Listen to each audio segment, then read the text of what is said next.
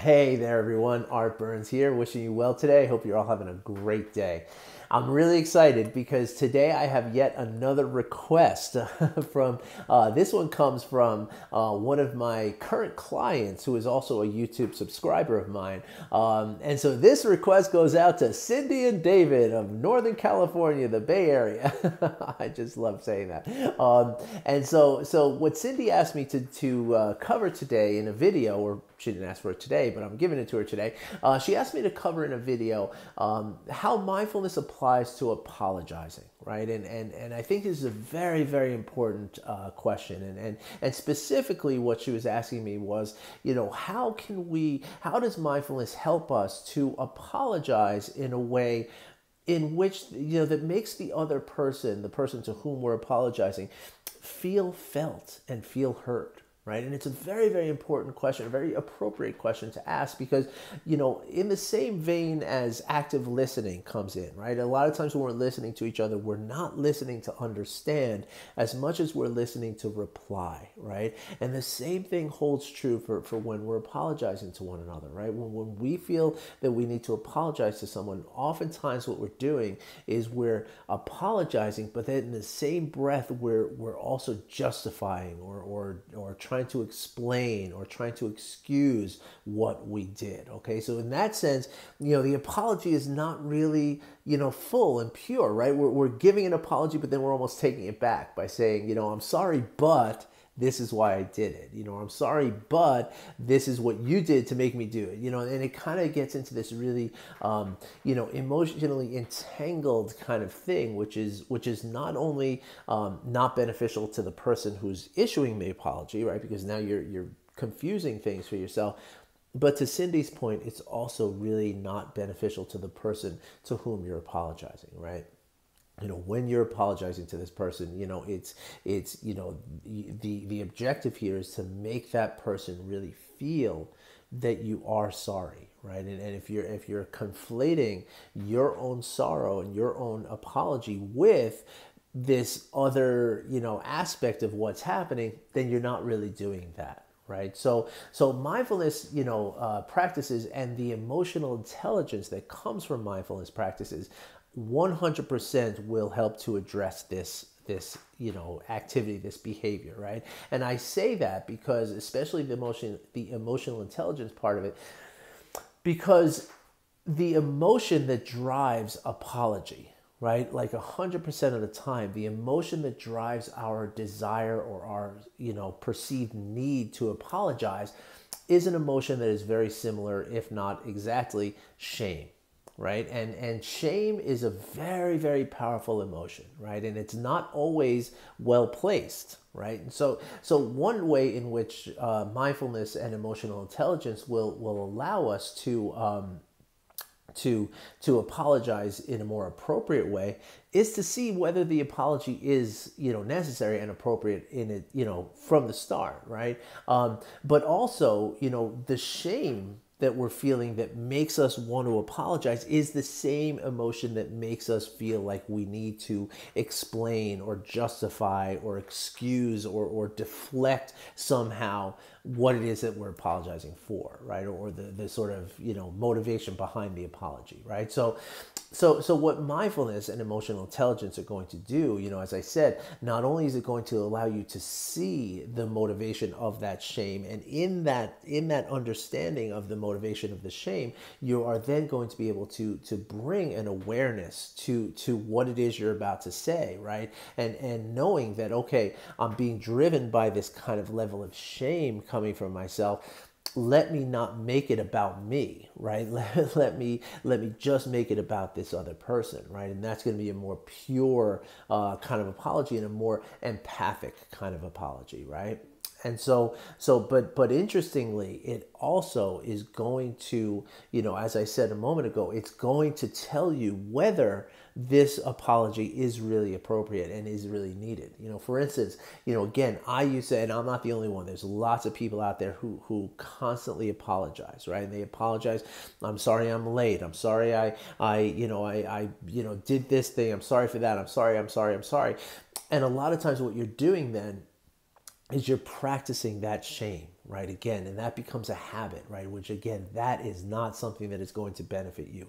And a lot of times when you say something like, I'm sorry I'm late, right? A lot of times a more appropriate statement would be something along the lines of, thank you for your patience, right? Like you don't have to own that shame all the time, right? If you got stuck in a traffic jam, that wasn't your fault, and if you, I mean, generally, if you forgot about a meeting, well, then that is your fault. Now that would be an appropriate time to apologize to somebody, but an inappropriate time would be if you, the train was late or you got stuck in traffic or something. It wasn't your fault. So again, the more you're going to take on that responsibility, the more you're going to practice feeling shame. And the more you practice it, practice makes permanent, right? And so the more you practice it, the more it's going to become something that's a default mode for yourself. And that is a very, very tricky place to be, okay? Especially with an emotion like shame, because the emotion of shame is very, very strong. And it also tends to cultivate a sense of isolation, right? And so again, refer back to some of the videos that I made about self-compassion in order to sort of regulate and negate that level of shame that you might, maybe you're already in that habit like I used to be.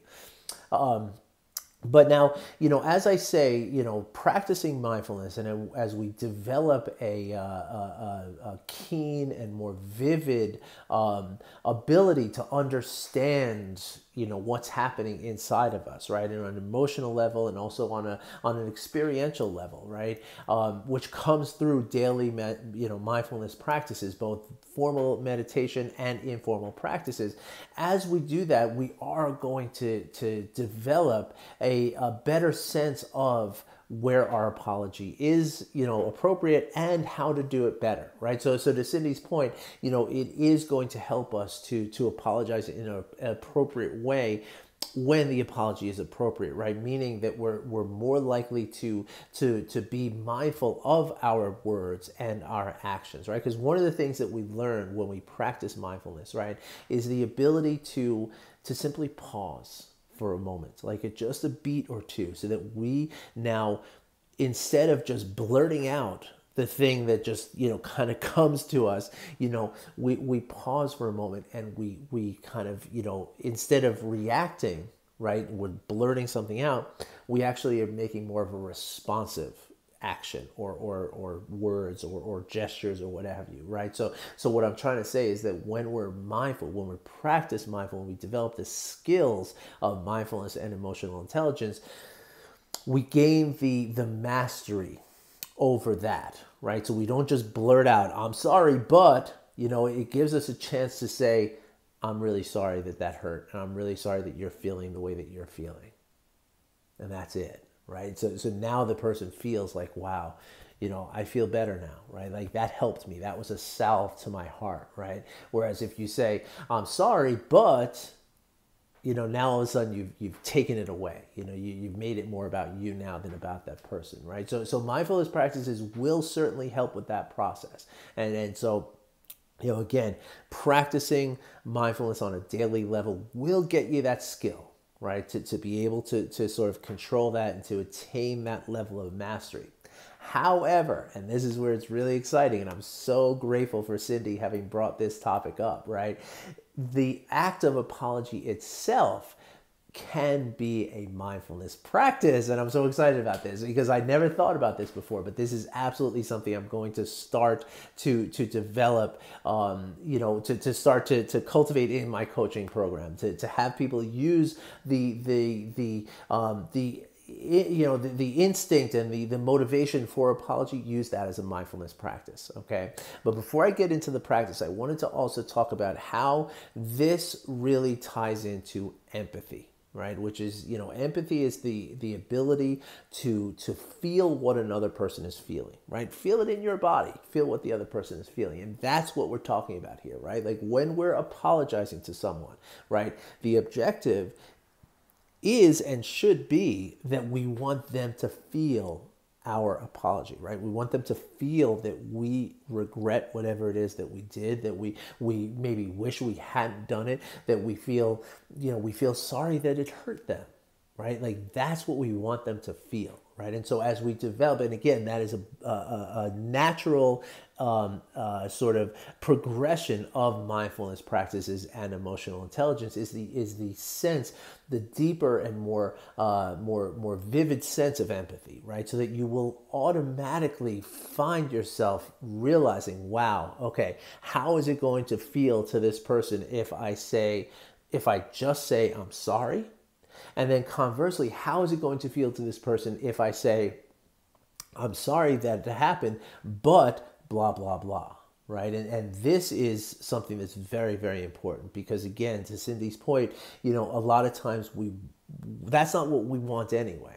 Right. And then for that matter, mindfulness is also going to allow us to be more, more present and more aware of the communication, the words that we're using in communication. Right. And this is something that applies also to things like apologies. Right.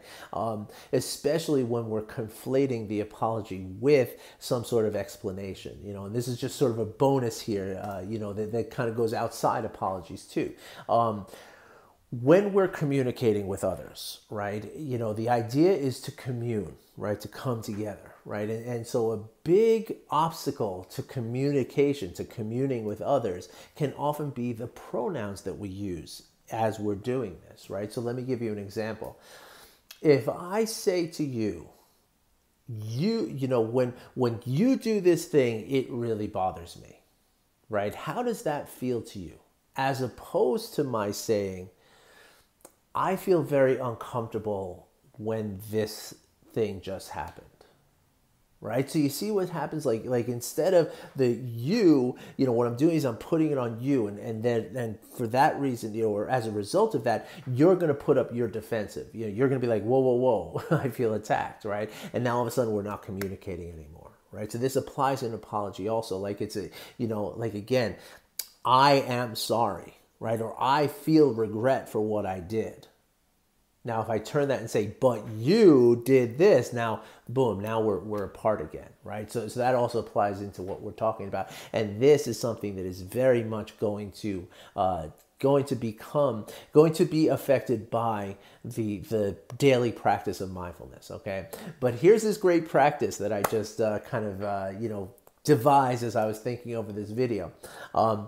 Anytime that you feel the need to apologize, right? You feel like, okay, I need to apologize. I want you to pause, okay? Or not that I want you to, but I'm suggesting that you pause and ask yourself two very important questions during this pause, okay? First, ask yourself, is this apology appropriate? Right? Is this something I really should apologize for? So for instance, like I said before, did you get stuck in a traffic jam so you're 5 minutes late for a meeting? That's really not something you should apologize for.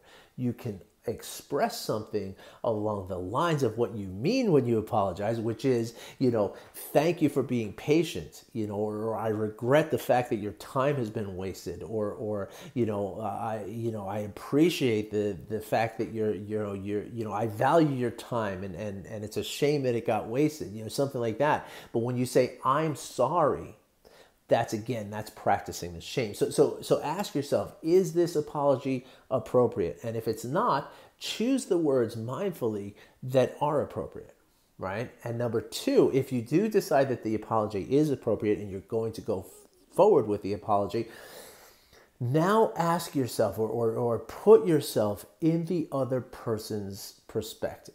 Right? And imagine what it's going to feel like to that other person to hear what you're about to say next, right?